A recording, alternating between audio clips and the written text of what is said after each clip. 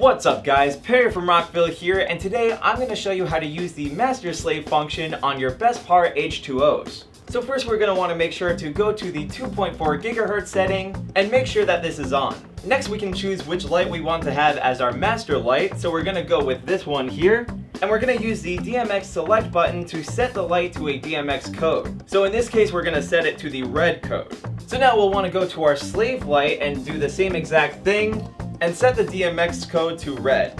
And you just want to repeat this process on however many lights you're planning to use. After that, you should see the DMX code flashing red on your master light, while the DMX code on your slave light flashes green. So now we can use the back panel on our master light to set the lights to different modes or colors, or we can use the included IR remote. Though sometimes if you point your remote towards your slave light, it will only affect your slave light and throw all of your lights you have connected out of sync. So to avoid this issue, we're going to go to our slave lights, go to the IRCL setting, and turn this off on our slave lights. So now if I point my remote to the master light and set it to a color, you'll see that it affects both lights. Now in case we didn't want to do this wirelessly, we can always use the included DMX cables to connect all of our lights. For this setup, you can turn off the 2.4 GHz setting since we're not using wireless DMX. So to start, I'm going to take the male end of my DMX cable and plug it into the DMX out on my first light. Then I'm going to take the other end and plug it into the DMX in on my next light.